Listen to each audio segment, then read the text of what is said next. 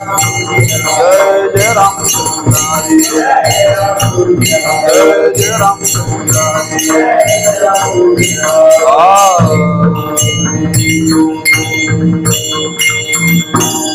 समचरण दृष्टी विटेवरी साजिरी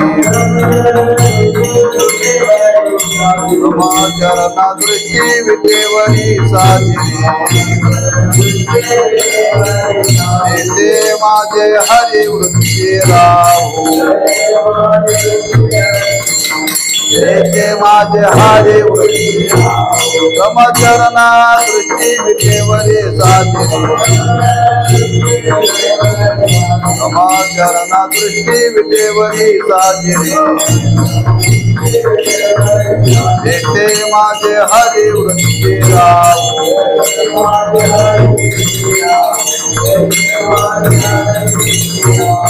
आनिक न लगे माईक पदार्थ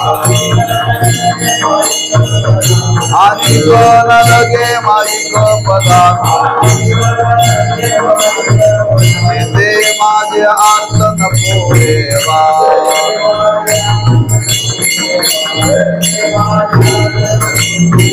ब्रह्मादिक पदे दुःखाची शिराणी ब्रह्मादिक पदे दुःखाची शिराणी ते कृषित निधनो देते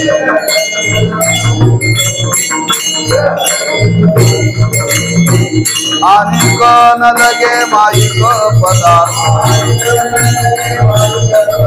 आनिक न लगे माईक पदार्थ ते माझे अर्थ नको देवा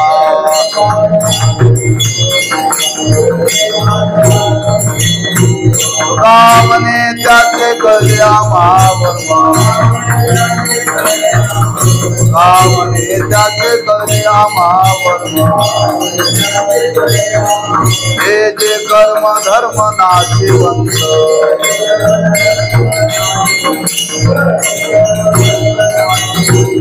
रामने त्याचे कल्या महावर्मा रामने त्याचे कल्या महावर्मा हे जे कर्म धर्म नाशिवंत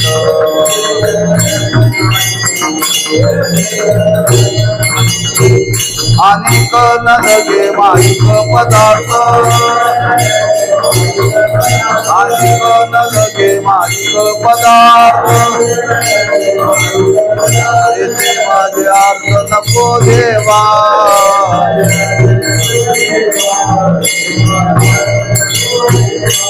गोपाल कुमारी जय जय गोपाल कुमारी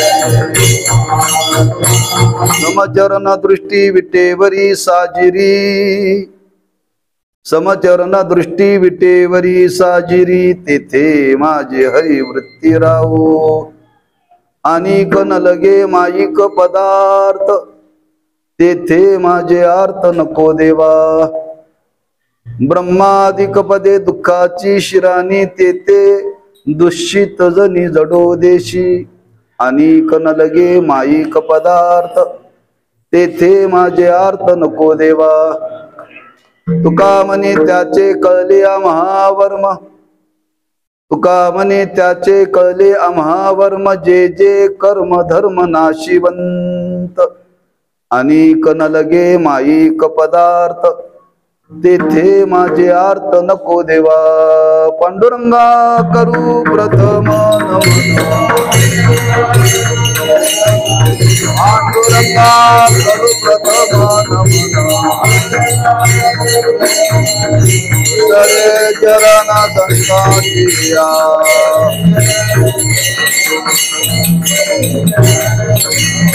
त्यांच्या कृपादाने कथेचा विस्तारो त्यांच्या कृपादाने कथेचा विस्तारो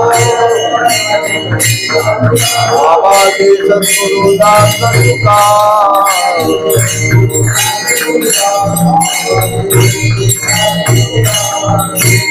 नमो ज्ञानेश्वर निवृत्ती उदारा सोपान देवा नम मुक्ताबाई त्रिभुवन पावने आद्यत्रे जननी देवाची नमो सद्गुरु तुकया ज्ञान दीपा नमो सद्गुरु सच्चिदानंद रूपा नमो सद्गुरु भक्त कल्याण मूर्ती नमो सद्गुरु भास्करा पूर्ण कीर्ती श्री संताची माता चरणावरी साष्टांग हे करी दंडवत विश्रांती पावलो सांभाळावंतरी वाढले अंतरी प्रेम सुख समचरण दृष्टी विटेवरी साजिरी समचरण दृष्टी विटेवरी साजिरी तेथे माझे हरी वृत्ती राहो अनेक न लगे माईक पदार्थ तेथे माझे आर्त नको देवा श्रीमंत जगद्गुरु श्री तुकोबाराय शिवेला घेतलेल्या भंगातून भगवंताच्या स्वरूपाचं वर्णन करून त्या भगवत स्वरूपाच्या ठिकाणी आपल्या अंतःकरणातली इच्छा नाम प्रार्थना करतायत।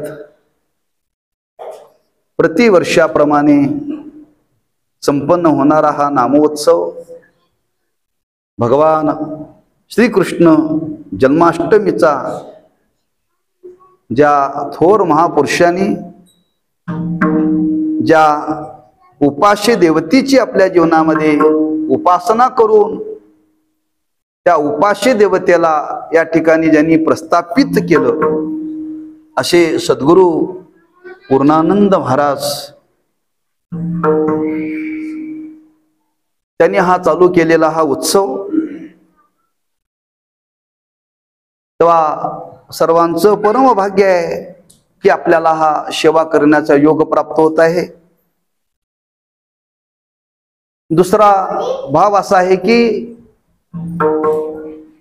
या भूतलावरती देव अनंत वेळा अवतीर्ण झाले। त्या अवतीर्ण होण्यामध्ये काही विशेष देवाचे अवतार झाले। त्या विशेष अवताराचा काही गौरव करावा असा आपल्या वारकरी संप्रदायामध्ये विधी आहे, भागवत धर्मामध्ये विधी आहे। त्यातला हा विशेष पर्व काळ म्हणजे गोकुळ अष्टमीचा आणि तो आपण उत्सव साजरा करत आहोत। त्या उत्सवाचा आरंभ आहे। आरंभाला त्या भगवंताला वंदन करावं, त्याचं वर्णन करावं असा हा शिष्टाचार मनी मानशी घेऊन सेवेकरता निवडलेला अभंग आहे। तेव्हा जगद्गुरु श्री तुकोबाराय हे देवाचे उपासक आहेत। किंबहुना ज्ञानोबारांच्या पासून ज्ञानोबारांच्या पर्यंत जेवढे संत होऊन गेले ते सर्व सगुण निर्गुण उपासक आहेत बरं का। वास्तविक अवतारी पुरुष होते। अवतारी पुरुष असताना अवतारी पुरुषाला उपासनेची गरज नाहीये, त्या पुरुषाचीच आपण उपासना करायची असते बरं का। अवतारी पुरुषाचीच आपण उपासना करायची असते। पण अखिल विश्वाला मार्गदर्शन करण्याकरता त्या महात्म्याने आपल्या अवतारामध्ये उपासनेला फार प्राधान्य दिलं बरं का। का दिलं? वडील जे जे करीती तया नाम धर्म ठेविती एर आचरती सामान्य सकळ। हा सामान्य जीवाच्या समोर एक आदर्श, अगदी मराठी सांगायचं म्हणजे पायंडा, की त्या मार्गाने सर्वांनी जावं, सर्वांच्या जीवनामध्ये त्याची आवश्यकता आहे. वास्तविक ज्यांच्या जीवनामध्ये उपासनेची आवश्यकता नाहीये, पण आम्हा तुम्हाला उपासनेमध्ये प्रवृत्त करण्याकरता मात्र त्यांनी उपासनेचा स्वीकार केला बरं का. आणि तो करत असताना शास्त्र दृष्टीने कसा केला? द्वैती कल्पित द्वैताचा अंगीकार करून केला बरं का. देवा, आम्हाला तुझ्या भक्तीचा आनंद सेवन करायचा आहे, तेव्हा तुझ्यामध्ये आणि आमच्यामध्ये औपाधिक भेद देव निर्माण कर, आणि निर्माण करून आम्हाला आनंद दे बर का. मी भक्त तू देव ऐशे करी, भक्त तू देव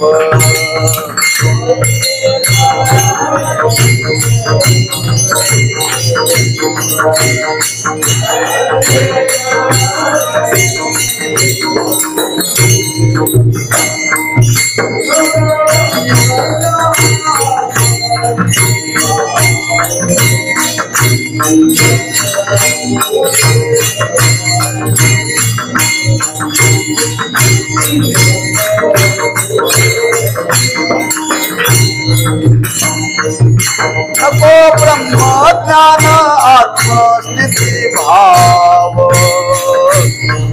भक्त तू देव ऐशे करी,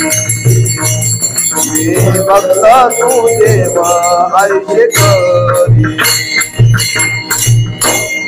मी भक्त तू देव ऐशे करी. नसलेलं नातं निर्माण केलं बर. तुझ मज नाही भेद. देवा, तुझ्यात आणि आमच्यात भेद नाही, आपण दोघं एकच आहोत. पण भेद निर्माण केल्याशिवाय आनंद घेता येत नाही, पण तो भेद कल्पित निर्माण केला बर का. आणि कल्पित द्वैताचा अंगीकार करून त्यांनी या उपासनेचा स्वीकार केला. दोन त्याची कारण, आपल्यालाही आनंद भोगावा आणि समाजाला सुद्धा उपासना घडावी. समाजाला उपासना घडली पाहिजे. सामान्य जीव आहेत आणि सामान्य जीवनाचा विचार केला तर सामान्य जीवनामध्ये उपासना ही घडलीच पाहिजे. आपलं जीवन जर सर्व अंगाने विकसित व्हावं असं वाटत असेल तर त्याच्याकरता माणसाचं अंतःकरण शुद्ध पाहिजे, त्याच्याकरता अंतःकरण स्थिर पाहिजे. तुम्ही कोणत्याही क्षेत्रामध्ये कार्य करा, काय त्याच्याशी देणं घेणं नाही, पण अंतःकरण शुद्ध असावं बरं का. ज्याचं अंतःकरण शुद्ध आहे त्याने कोणत्याही क्षेत्रामध्ये जर कार्य केलं ना त्याला सद्गतीत प्राप्त होईल. आणि अंतःकरण शुद्ध नसताना त्यांनी चांगल्या क्षेत्रामध्ये जरी कार्य केलं तरी त्याला अधोगती प्राप्त होईल बरं का. एवढं सामर्थ्य शुद्ध अंतःकरणामध्ये आहे. म्हणून सकल जीवांचं अंतःकरण शुद्ध झालं पाहिजे, सकल जीवांचं अंतःकरण स्थिर झालं पाहिजे. मग त्याच्याकरता काय केलं पाहिजे? त्याच्याकरता एकच पर्याय आहे, उपासना. त्याच्याकरता लौकिक साधन करता येत नाही, करता येत नाही. लक्षात ठेवा. आज आपण जीवनामध्ये जीवन व्यतीत करत असताना आमचा जो आयुष्याचा काळ चाललाय तो लौकिक साधनामध्ये चाललेला आहे, उपासना करण्यामध्ये चाललेला नाहीये. म्हणून उपासना करण्यामध्ये आपला आयुष्याचा काळ गेला पाहिजे. प्रत्येकाने उपासना केली पाहिजे. तो कोणत्याही जातीचा असो, कोणत्याही वर्णाचा असो, स्त्री असो, पुरुष असो, प्रत्येकाने उपासना जीवनामध्ये केली पाहिजे. मग ती उपासना करत असताना कोणत्या देवाची उपासना करावी? देव फार आहेत, देव फार आहेत. संभ्रम निर्माण होईल एवढे देव आहेत, संभ्रम निर्माण होतील एवढे देव आहेत. कोणत्या देवाची उपासना करावी? ज्याची उपासना केल्यानंतर आपलं अंतःकरण शुद्ध होईल अशा देवतेची उपासना करावी.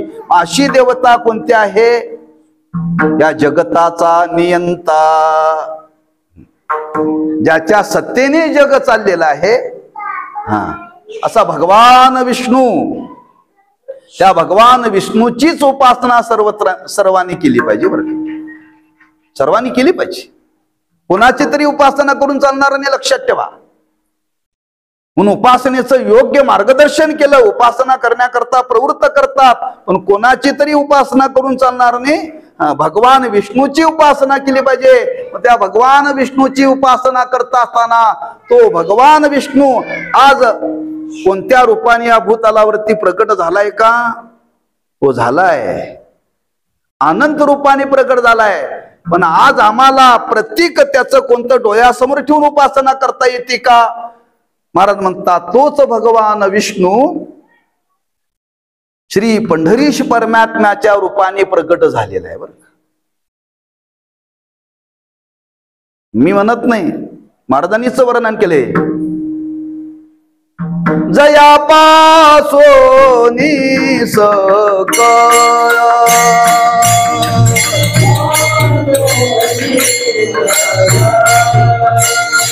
जया पासोनी सकळ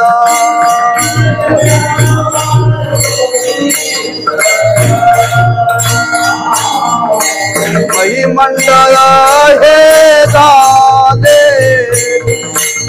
महिमंडळ हे झाले,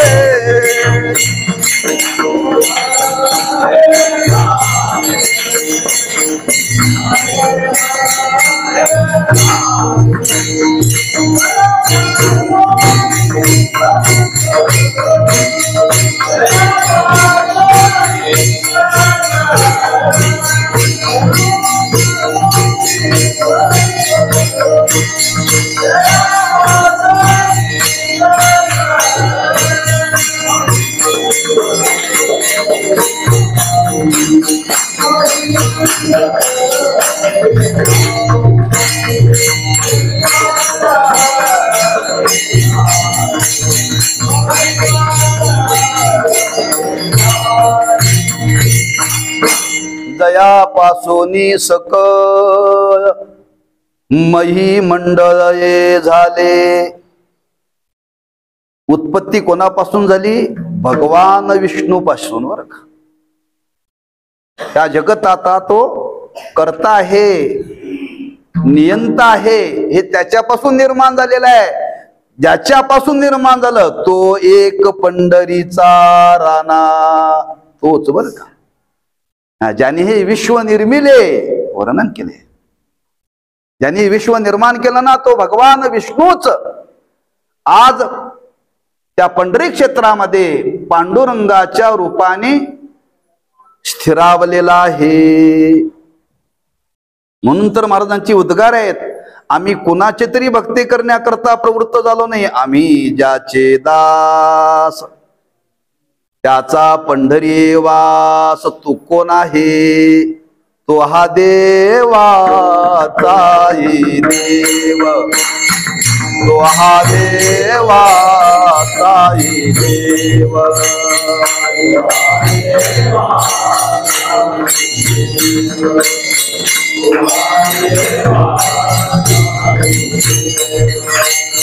तो हा देवाचाही देव, तो हा देवाचाही देव.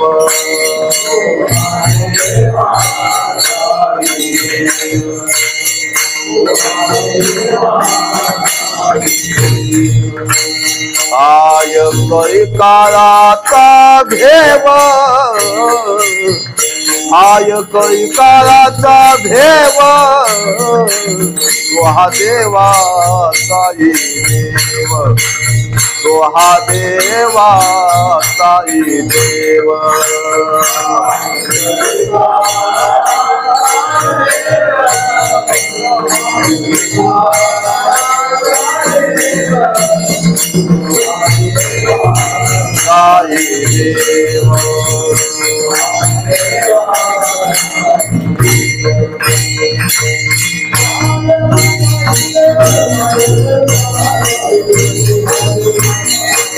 देव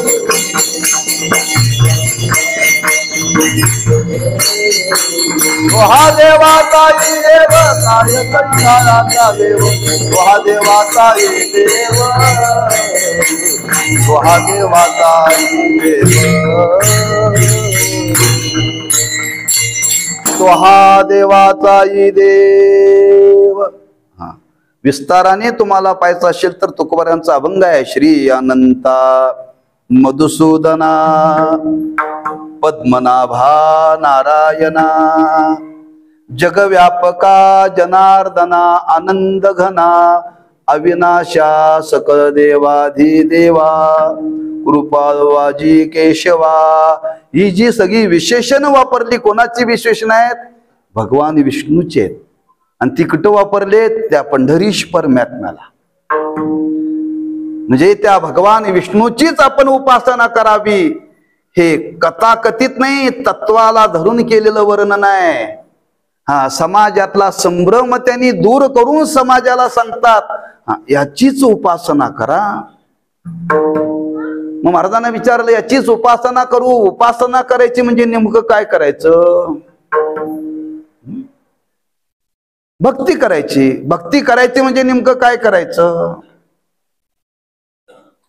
आपलं चित्त त्याच्या जवळ स्थिर करायचं. भक्ती करणं वा उपासना करणं म्हणजे आपलं चित्त देवाच्या ठिकाणी स्थिर करायचं. मग देवा तुकोबाराने विचारलं महाराज हे फार अवघड आहे हो, फार अवघड आहे की उपासना करण्याकरता तुम्ही आम्हाला प्रवृत्त करताय. उपासना करण्याकरता ज्याची उपासना करायची त्याच्या स्वरूपाच्या ठिकाणी हे चित्त स्थिर झालं पाहिजे. फार कठीण आहे का? ती कुठेही चित्त स्थिर करण्याचा प्रयत्न केला तर होतं, पण त्याच्याजवळ ते स्थिर होत नाही. त्याच्याजवळ ते स्थिर होत नाही. नको तिथं लवकर होतंय बरं का. नको तिथं लवकर होते, पण देवाजवळ स्थिर होत नाही. होत नाही. फार कठीण आहे. फार कठीण आहे बरं का. नुसतं कठीण नाही, महाकठीण आहे. पण ते स्थिर झालं पाहिजे बरं का. हा देवाच्या जवळ गेल्यानंतर तुम्ही दुसरं काही करू नका. गेल्या गेल्या त्या देवाच्या जवळ चित्ताला स्थैर्य बघितल्या बघितल्या बरोबर ते चित्त देवाच्या ठिकाणी स्थिरावलं पाहिजे. आणि स्थिरावल्यानंतर जी चित्ताने केली जाते साधना तीच उपासना आहे बरं का. महाराज म्हणतात अवघड काही नाही, प्रयत्न करावा लागेल. आम्ही आमच्या जीवनामध्ये केला.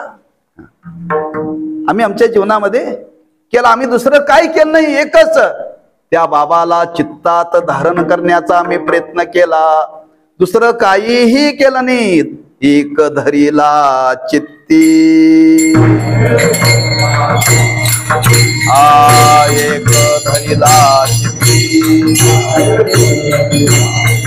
आम्ही रखुमाईचा पती. आम्ही रखुमाईचा पती.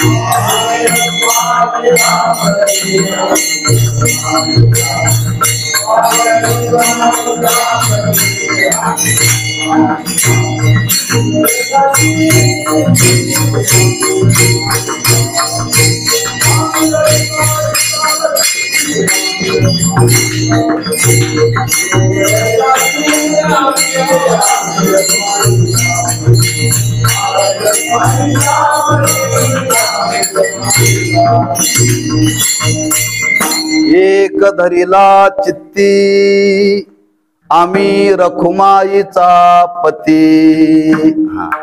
त्या भगवंताला आम्ही चित्तामध्ये धारण केलेलं आहे. म्हणजे आमचं चित्त त्या देवाच्या ठिकाणी स्थिर झालेलं आहे. कधी स्थिर होतं? शुद्ध असेल तर.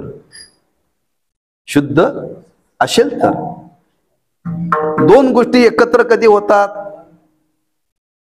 दोघांचं स्वरूप एक असेल तर.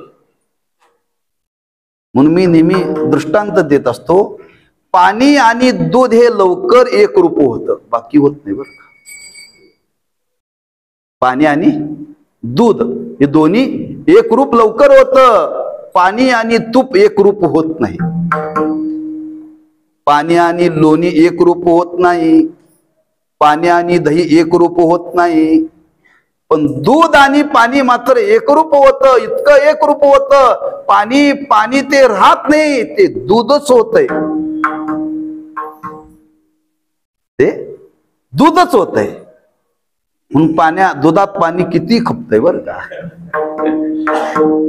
बरोबर आहे ना. दुधात पाणी किती खपतं. कारण ते लवकर त्या दुधाशी एकरूप होतं बरं का. जसं दुधाशी पाणी एकरूप होतं का ते जल रूपाने आहे. दुधाचंही स्वरूप तेच आहे आणि पाण्याचंही स्वरूप तेच आहे. या न्यायाने देवाचं स्वरूप तेच आहे आणि आपल्या चित्ताचं स्वरूप तेच आहे. पण ते शुद्ध व्हावं लागतं. शुद्ध असेल तर लवकर एकरूप होतं बरं का. एकरूप होतं. मग महाराज म्हणतात आमच्या जीवनामध्ये आम्ही हे केलेलं आहे. आम्ही या स्थितीवरती प्राप्त झालेलो आहोत. आपणही वाहा. महाराजांना विचारलं तुम्हाला हे शक्य आहे, तुम्ही प्रयत्न केला, आपण संत आहात, आम्ही सामान्य जीव आहोत. आमची स्थिती आहे अनंत बुद्धीचे तरंग, क्षणोक्षणा पालटते रंग. धरो जाता संगतवतो होय बाधक. ज्याच्या संगतीत जातो आम्ही तसेच होतो. ज्याच्या संगतीमध्ये आम्ही जातो आम्ही तिथं तसेच होतो. तुमचं तसं नाही आहे, तुमच्या विरुद्ध आमचं आहे. हे तुम्हाला शक्य झालं, आपण संत आहात, आम्ही सामान्य जीव आहोत, आम्हाला हे जमेल का. महाराज म्हणतात जमेल जमेल म्हणून तर मी तुम्हाला सांगण्याकरता प्रवृत्त झालोय. त्याला एक पर्याय म्हणतात महाराज. काय पर्याय आहे. ते चित्त शुद्ध करायचं आहे, स्थिर करायचं आहे. त्या भगवंताच्या स्वरूपाच्या ठिकाणी ते एकरूप करायचं आहे. एकाएकी जमणार नाही. त्याची उपासना करण्याकरता, ते चित्त शुद्ध होण्याकरता, ते चित्त स्थिर करण्याकरता पहिला तुम्हाला मी उपाय सांगतो. प्रार्थना करा. त्याची काय करा. प्रार्थना करा. त्याची प्रार्थना केली ना हे शक्य आहे. एरवी शक्य नाही का. मी सुद्धा माझ्या जीवनामध्ये आरंभाला प्रार्थनाच केली आणि प्रार्थना केल्यानंतर मी या अवस्थेला प्राप्त झालो. ऐशे करी गा पांडुरंगा, ऐशे करी गा पांडुरंगा. शुद्ध रंग वावे रंगा, शुद्ध रंग वावे रंगा.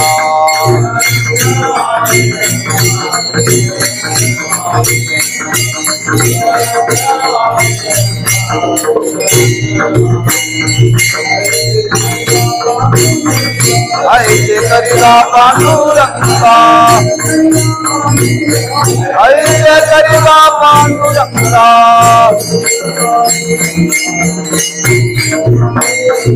शुद्ध रंग वावे रंगा, शुद्ध रंग वावे रंगा.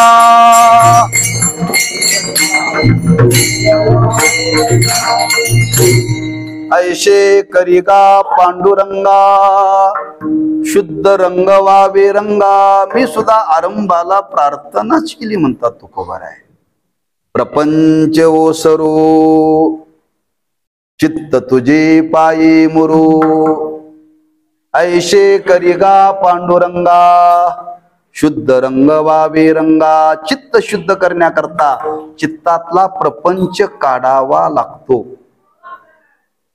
तो कात्रीने कातरून निघत नाही, ओल्या कपड्याने पुसून निघत नाही, पॉलिश पेपराने घासून निघत नाही बर का. मग काय करावं लागेल. त्याच्या प्रार्थनेने हे शक्य आहे बर का. त्याच्या प्रार्थनेने शक्य आहे. तुम्ही जर त्याची दीर्घकाल जर प्रार्थना केली तर त्या प्रार्थनेने त्याच्या अंतःकरणाला पाजर फुटेल. पाजर. प्रार्थनेमध्ये एवढं सामर्थ्य आहे. महाराजांनी वर्णन केले खळा पाजर. त्या भक्तीमध्ये सामर्थ्य भगवंताचे बरं. आपण जर सातत्याने जर त्याची कास धरली तर तो आपल्याला जवळ करेल बरं का. जवळ करेल. मग काय करा. प्रार्थना करा. कशी प्रार्थना करा, कोणती प्रार्थना करा, त्या प्रार्थनेचं स्वरूप महाराज अभंगाच्या पहिल्या चरणामध्ये प्रकट करतात.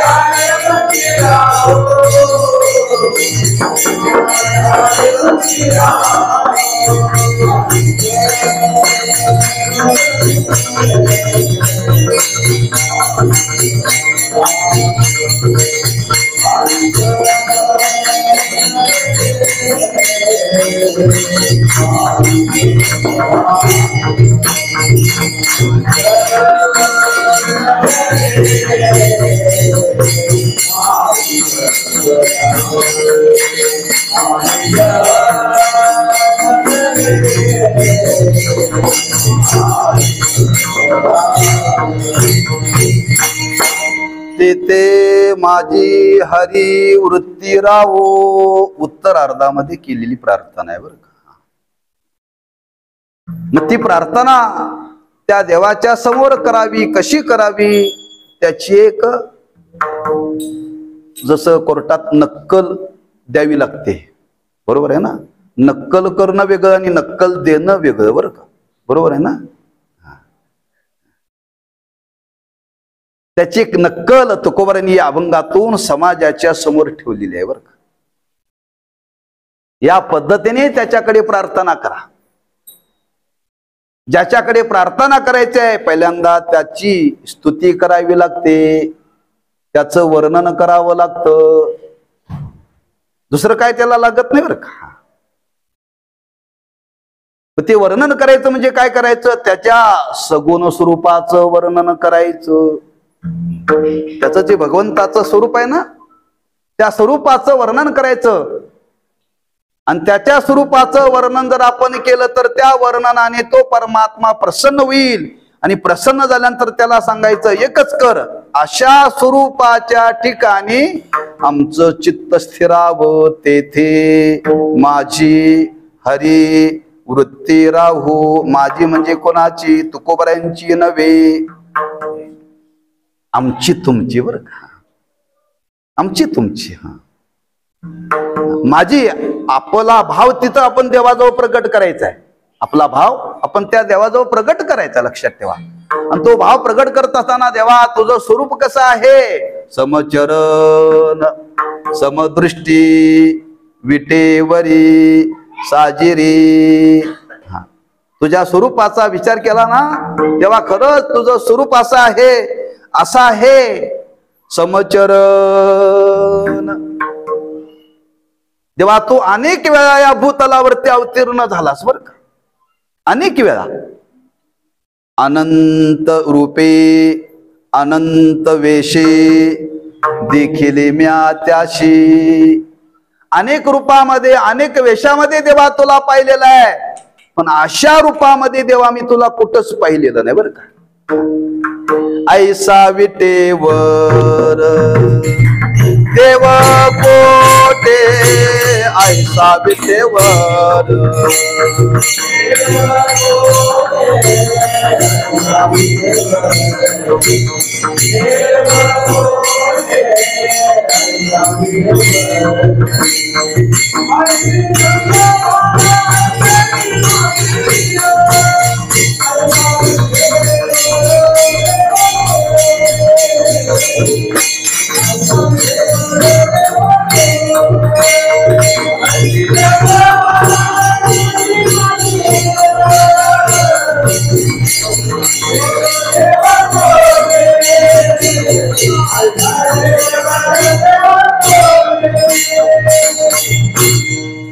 ऐसा विटेवर देव कोटे. तेव्हा अनेक रूपामध्ये अनेक वेशामध्ये तू अवतीर्ण झालास, पुन्हा असं तुझं समरूपामध्ये चरण असलेलं रूप कुठंच नाही बरं का, कुठंच नाही. हे तुझ्या उभं राहण्यामध्ये एक आगळे वेगळेपण आहे, आगळे वेगळेपण आहे बरं का. देवाचे चरण सम आहेत, समरूपामध्ये दोन्ही चरण ठेवून देव उभा आहे. समचरण दृष्टी, त्याच्या चरणाचा विचार करा. दोन्ही चरण सम ठेवले, का ठेवले? अनेक भाव त्याच्या मागे आहेत, अनेक भाव त्याच्या मागे आहेत. देवानी दोन्ही चरण सम ठेवून उभं राहण्याचं अनेक भावातला एक भाव आपल्या समोर प्रगट करतो. ज्यावेळी पंढरीश परमात्मा पंढरी क्षेत्रामध्ये आले, कशा आले, कुठून आले, कशा करता आले, त्याचं वर्णन केलेलं आहे. रुक्मिणी मातेचा शोध घेण्याकरता देव आले, अशी एक आख्यायिका आहे बरं. रुक्मिणी मातेचा शोध घेण्याकरता देव पंढरपूरला आले, कंसात बायकोला शोधण्याकरता. बायकोला एका अवतारामध्ये बायकोला आपलंस करण्याकरता युद्ध करावं लागलं त्याला. आणि हा अवतार बायकोचा शोध घेण्याकरता घ्यावा लागला पांडुरंगाच्या रूपाने बरं का. पुराणामध्ये त्याची कथा आहे. एकदा स्वर्गातली अप्सरा देवाकडे गेली आणि सांगितलं, देवा माझी इच्छा आहे तुझ्या मांडीवरती बसावं. देव म्हटले, इतकं सोपं नाही, मी कोणाला तरी मांडीवरती घेत नाही, ती अर्धांगी असावी लागते. मग माझी देवा इच्छा आहे, सांगितलं तू साधना कर आणि तू राधिकेच्या रूपाने अवतीर्ण हो, मग मी तुला मांडीवरती घेतो बरं का. कधी? द्वापार युगामध्ये. आणि द्वापार युगामध्ये मी द्वारकेमध्ये वास्तव्य करणार आहे, तेव्हा माझ्या भेटीला ये. हरकत नाही. तिला फार आनंद झाला. तिने महान तपश्चर्या केली आणि ती राधिकेच्या रूपाने प्रगट झाली, द्वारकेमध्ये आली. आल्याबरोबर देवाने तिला मांडीवरती घेतलं. तिला मांडीवरती घेतल्याबरोबर रुक्मिणी रुसली.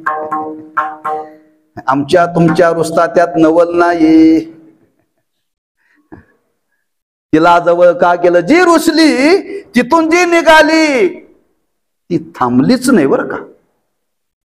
ती पंढरपूरलाच आली. त्यावेळी तिथं पंढरपूर नाव नव्हतं.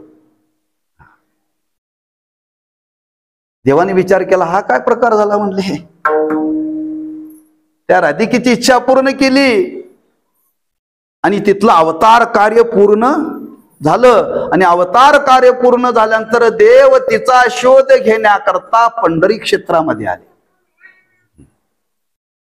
मी एवढाच भाव आपल्यासमोर प्रकट करणार आहे, पुष्कळ त्याच्या मागे कथा आहे.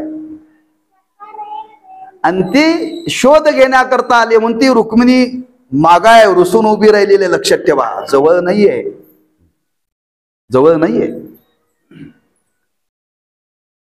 आणि त्या रुक्मिणी मातेचा शोध घेता घेता घेता त्याला दृश्य पाहायला मिळालं. कोणीतरी एक मातृभक्त आहे,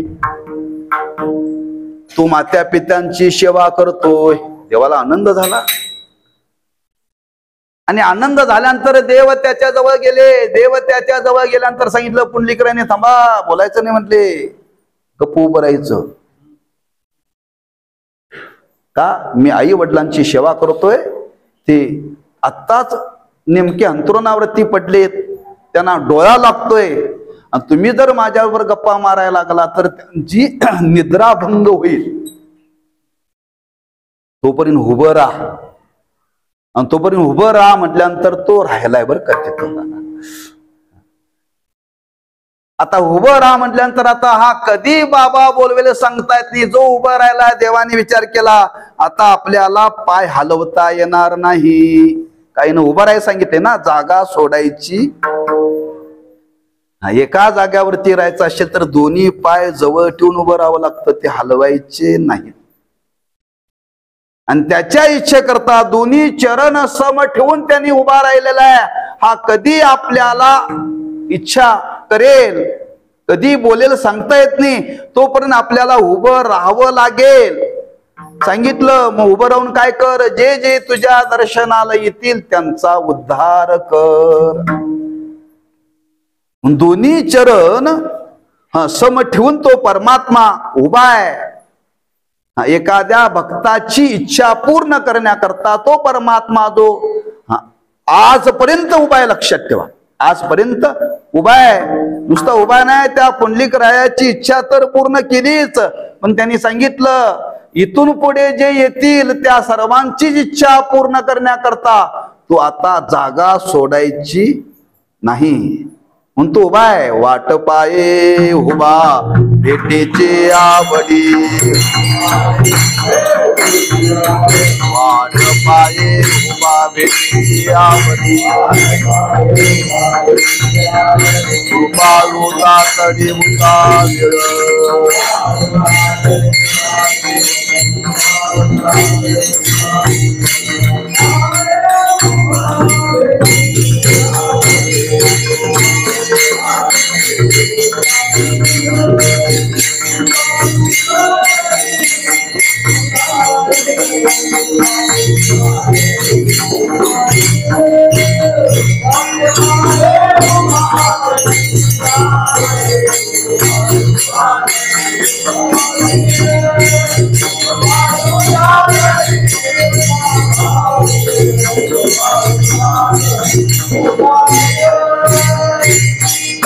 वाट पाये उभा भेटीची आवडी. मग समचरण,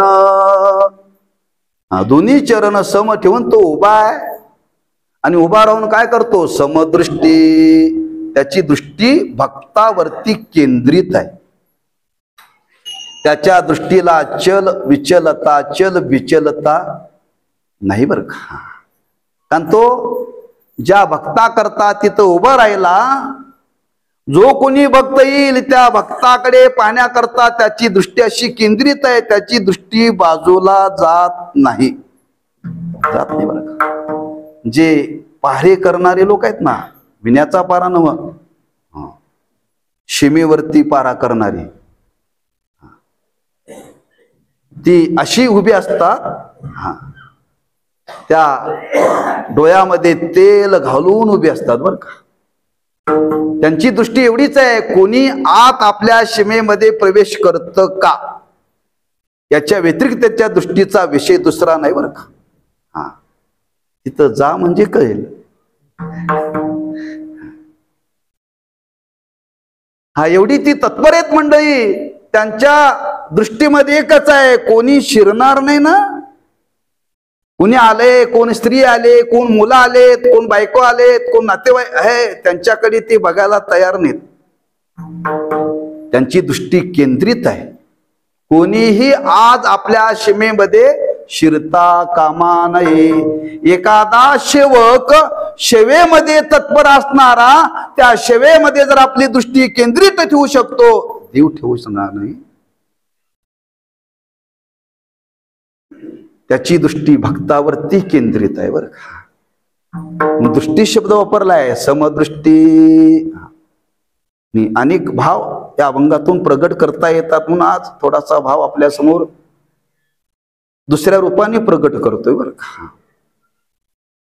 म्हणजे त्याची दृष्टी त्या भगवंतावरतीच भक्तावरतीच केंद्रित आहे, इतरावरती त्याची केंद्रित नाही. तो तिथं आला कशा करता, रुक्मिणीचा शोध देण्याकरता. आता त्याच्या दृष्टीचा विषय रुक्मिणी नाही बरं का.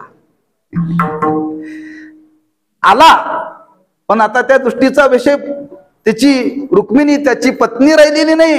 एकच आता भक्त जे जे भक्त माझ्या दृष्टीमध्ये येतील, माझ्या डोळ्यासमोर येतील, जे माझं दर्शन करतील, जे माझी भक्ती करतील, त्यांचा उद्धार करणं.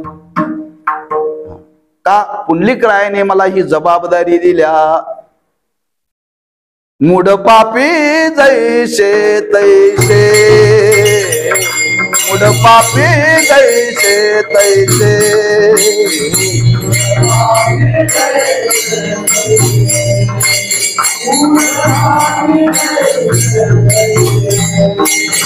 मूढ पापी जैसे तैसे, मूढ पापी जैसे तैसे,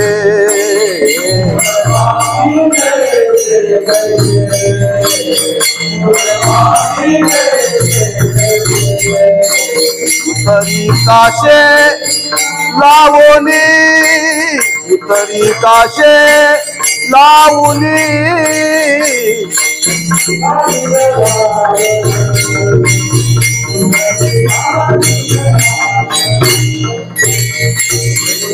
आशे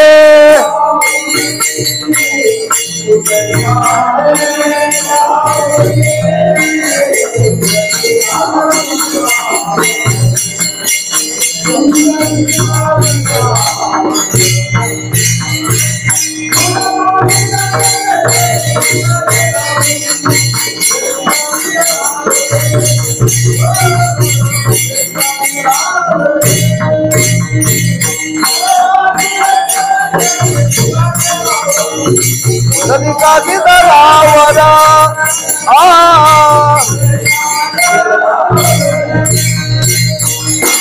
मूढ पापी जैसे तैसे, उतरी काशे लावूनी, जे जे तुझ्या दर्शनाला येतील.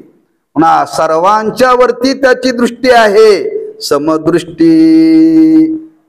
पापी असो पुण्यवान असो, लहान असो मोठा असो, त्या पुंडलिकरायाने आपल्याला ही आज्ञा दिलेली आहे. आणि त्याच्या आज्ञेकरता येणाऱ्या भक्तावरती त्याने स्वतःची दृष्टी केंद्रित केलेली आहे, समदृष्टी. त्या देवाचं वर्णन करायला बर तुकोबार आहे.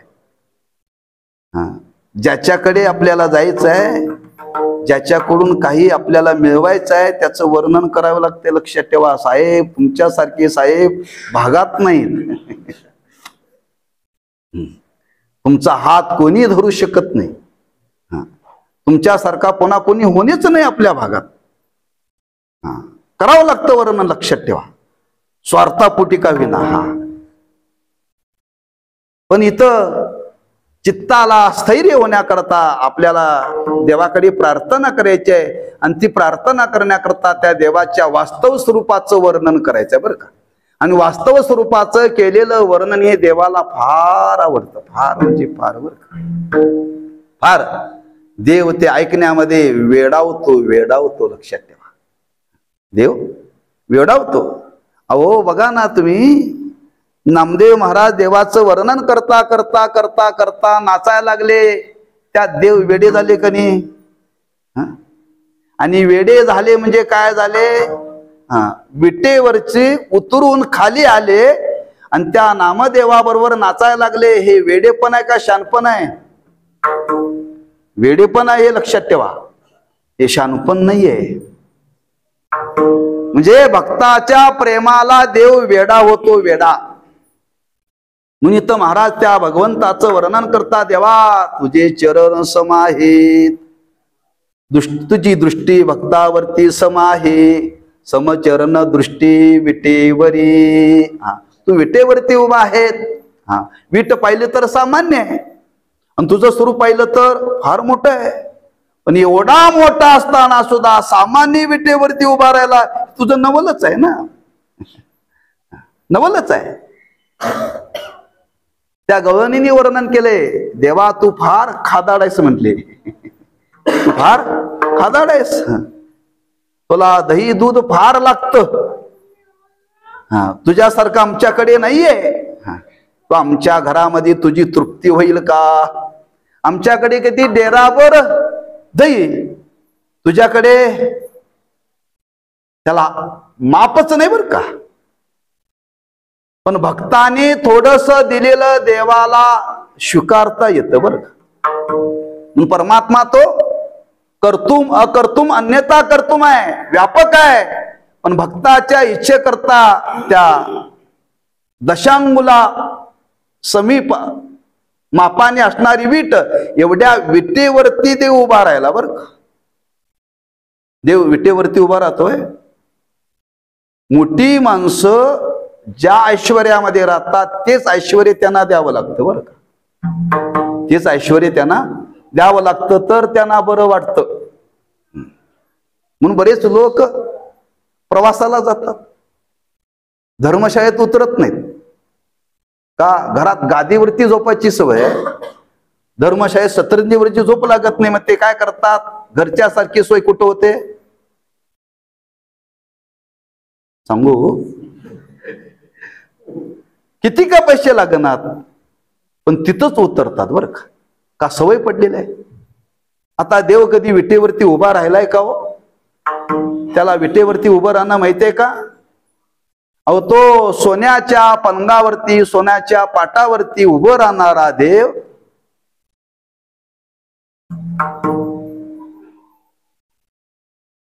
मातीच्या विटेवरती उभा आहे. एवढा भक्त वेडायच देवा तो. सर्व ऐश्वर्य सोडून आलेला देव आहे सर्व. आणि ऐश्वर्य सोडून आलेला देव सामान्य भक्ताने फेकलेली वीट सुद्धा त्याला सोन्यापेक्षा प्रिय आहे बरं का. सोन्यापेक्षा प्रिय आहे विटेवरी. म्हणून परमात्मा विटेवर उभा राहिला बरं का.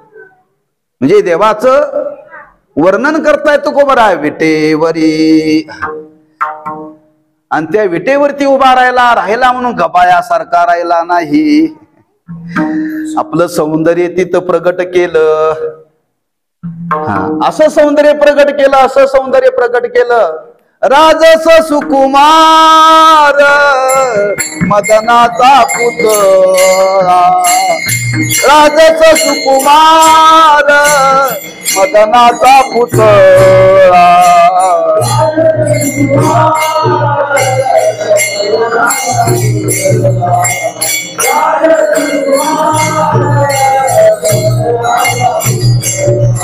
राजस सुकुमार मदनाचा पुतळा, राजस सुकुमार मदनाचा पुतळा.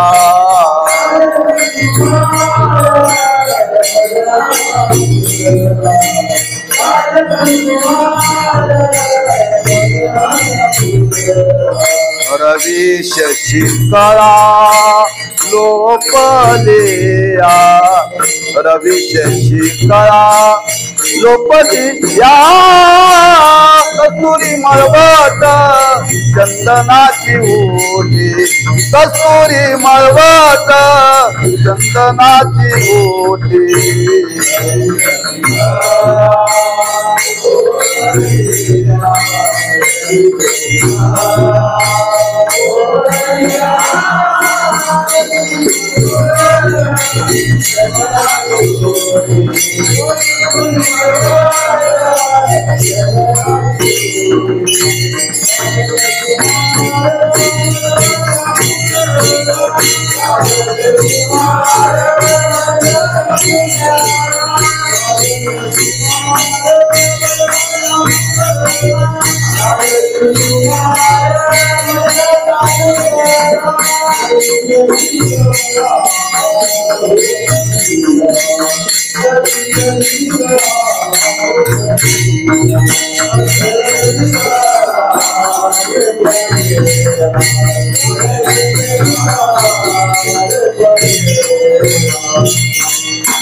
साजीरा त्या भगवंताच्या सौंदर्याचं वर्णन तुकोबाराय करतात.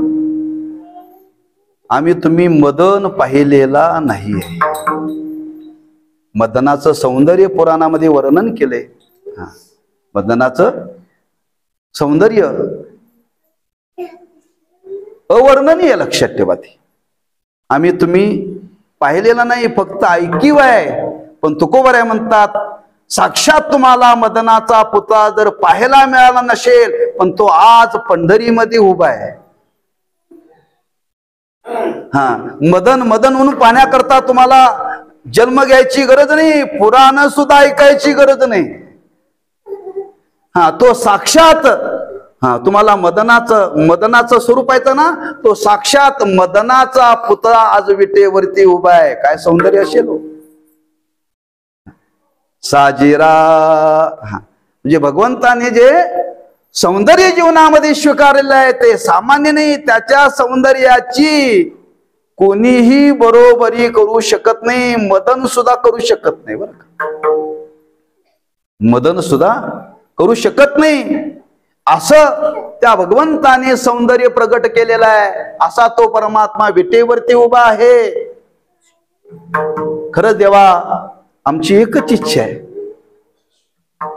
प्रार्थना आहे देवा, आमचा जन्म सफल होण्याकरता, जन्माची सार्थकता होण्याकरता देवा एक कर आमचं चित्त तुझ्या पायाजवळ स्थिर कसं होईल, आमच्यावरती काहीतरी कृपा दृष्टी ठेव.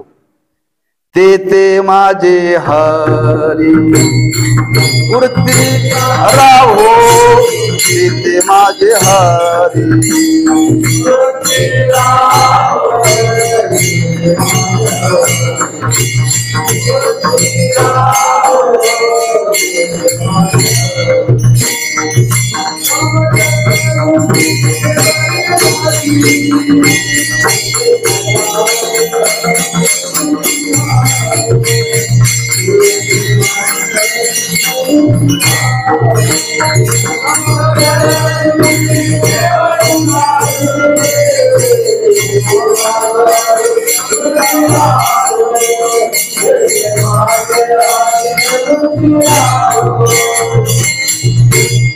ते माझे हरी वृत्ती राहो.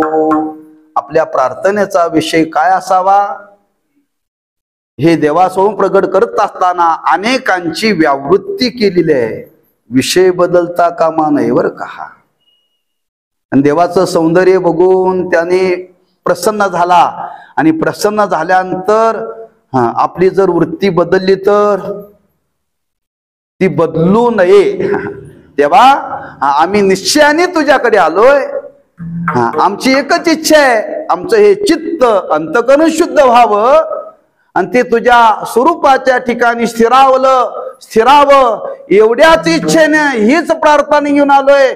याच्या व्यतिरिक्त देवा आम्हाला तुझ्यासह काही सांगायचं आणि न लगे माईक पदार्थ अनेक न लगे ब्रह्मादिक पदे.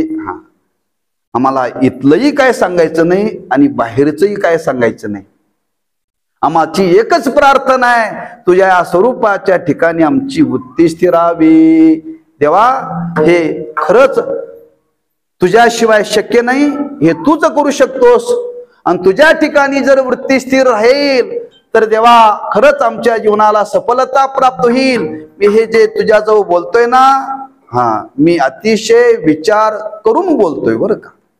सुचलं म्हणून बोलत नाही, सुचलं म्हणून बोलत नाही. अभ्यासपूर्ण सकल शास्त्राचा, सर्व पुराणाचा, सर्वाचा विचार करून, सर्व सुखाचा विचार करून, सगळ्या गोष्टीचा विचार करून सारासार मला वर्म सापडलं, मला वर्म सापडलं. आणि ते देवा आमच्या जीवनामध्ये ते तू पूर्ण करावं. तुका म्हणे त्याचे कळले आम्हा वर्म, जे जे कर्म धर्म नाशिवंत अनेक न लगे माईक पदार्थ, तेथे माझे अर्थ नको देवा. याच ठिकाणी अभंगाचा भावार्थ झाला असं समजून एकदा संप्रदायपूर्वक भजन करू आणि उर्वरित काळामध्ये राहिलेल्या चरणाचा, त्या उत्तरार्धाचा थोडासा काही भाव सांगण्याचा प्रयत्न करू. सर्वांनी हाताने टाळी वाजवा आणि मुखाने भगवंताचं नाम घ्या. विठोबा रखुमाई, जय जय विठोबा रखुमाई. समचरण दृष्टी विटेवरी साजिरी, तेथे माझे हरी वृत्ती राहो. त्या भगवत स्वरूपाच्या ठिकाणी आपली वृत्ती स्थिरावली पाहिजे. ती स्थिर होण्याकरता त्या वृत्तीचा थोडं आपल्याला रोध करावा लागेल. विरोध म्हणजे त्याच्या विरोधात आहे त्याला बाजूला करावं लागेल. मग काय करावं लागेल? आपली वृत्ती नेहमी विषयाचं ध्यान करते, विषयाकडे पळते, विषयाचं ध्यान करते, विषयाकडे पळते. ज्या विषयाकडे पळते, ज्या विषयाकडे धावते, त्या वृत्तीला सांगावं लागतं, हे वृत्ती, ते विषय चांगले नाहीत. मग ते कसे आहेत? माईक आहेत. माईक म्हणजे उभा केलेला असे नव्हे. माईक म्हणजे माया कार्य. माया कार्य ते भगवंताच्या व्यतिरिक्त जे जे निर्माण झालेलं आहे ते मायेपासून निर्माण झाले बरं का. मायेपासून निर्माण झाले जे जे आम्हा तुम्हाला डोळ्याला दिसतं ते. मग ते माया कार्य. मग माया कशी आहे? माया अशी आहे, ती जड रूप आहे. माया जड आहे, दुःख रूप आहे, चंचल आहे आणि खोट्याला खऱ्याचा आव आणणारी आहे. त्या मायेचं हे स्वरूप आहे बरं का. 4 लक्षणं सांगितली, पुष्कळ आहेत, लक्षात ठेवा. 4 तेवढी सांगतो, 10 मिनिटात आणि थांबतो. कारण आज 7:15 सुरू केले बरं का. 7:15 ते 9:15. 9ला आपलं संपेल. पुढची चाल आरती वृत्ती उपरम बरोबर 9:15 पंगत बसेल. हा हा 4 लक्षणं सांगितली. ती जड आहे, दुःखरूप आहे, चंचल आहे आणि खोट्याला खरं म्हणायला लावणारी आहे. खोट्याला खरं म्हणारी लावणारी माया आहे बरं का. म्हणून तिचं वर्णन केले. अनिक न लगे माईक पदार्थ. का देवा? ती माया कशी आहे? खोटी आहे. कसे? जड आहे. देव कसा आहे?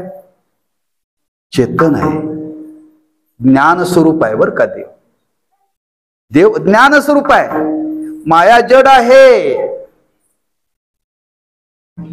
पुढे वर्णन केले, ती दुःखरूप आहे. देव कसा आहे? सुखरूप आहे. ती चंचल आहे, तो कसा आहे? स्थिर आहे. माया कशी आहे? खऱ्याला खोट्याला खरं म्हणणार नाम ती खोटीच आहे. पण देवा तू खरा आहेस बरं का. पण आमची तिकडं वृत्ती देवा पुन्हा पुन्हा पुन्हा पुन्हा धावते का? त्या मायेचा प्रभाव आहे. मायेचा प्रभाव आहे. कितीही कीर्तन करा आणि किती ऐका, ती माया सोडत नाही. माया बर का. वर्णन केले शास्त्रामध्ये, ती दिसत नाही पण ताप फार देते बर का. ती दिसत नाही पण ताप इतका देते. पावलो पावली त्यातल्या त्यात तुम्ही जर देवाकडे चालला किती हटकून आडवी येते. ती देवाकडे जाऊ देत नाही. का? तिला वाटतं माझ्या आज्ञेतच राहिले पाहिजेत, माझ्या आज्ञेचं उल्लंघन करता कामा नये. अशी माया आहे. त्या म्हणून तर संतांनी आम्हा तुम्हाला उपदेश केलाय, नको नको मना गुंतू माया जाई. गुंतू नका बरं का. यात फार कठीण आहे हो, फार कठीण आहे. पण देवाची जर प्रार्थना केली तर काहीही कठीण नाही बरं का. काही कठीण नाहीये. देवा आम्ही तुझ्याकडे प्रार्थना करण्याकरता प्रवृत्त झालोय. तुझ्या स्वरूपाचं वर्णन केले. तुझ्या स्वरूपाच्या ठिकाणी आमची वृत्ती स्थिर राहू दे, चित्त स्थिर राहू दे. पण ज्याच्यामुळे आमचं चित्त अशुद्ध झाले त्या मायेकडे जाऊ देऊ नको. जाऊ देऊ नको.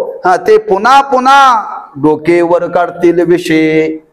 त्याला कसं बाजूला सारायचं असं सामर्थ्य आम्हाला दे. आणि न लगे माईक पदार्थ, हा ते माझे आर्त नको देवा. देवा ते पदार्थ तर आम्हाला नकोच, त्याची संगती तर नकोच, पण त्याची इच्छा सुद्धा अंतःकरणामध्ये निर्माण होऊ देऊ नकोस.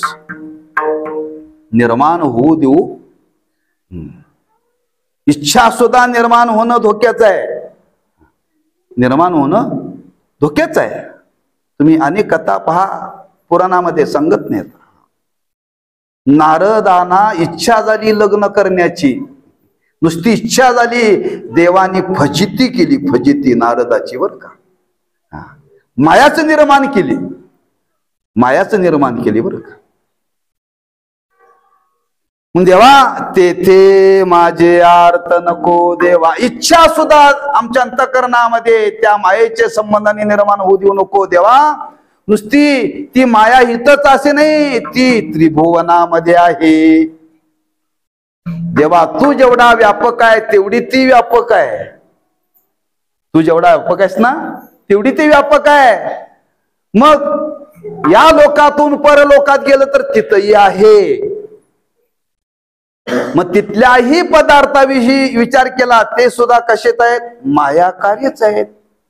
तेही जडच आहेत, तेही दुःख रूपच आहेत, तेही चंचलच आहेत, तेही खऱ्याचा आव आणणारे आहेत.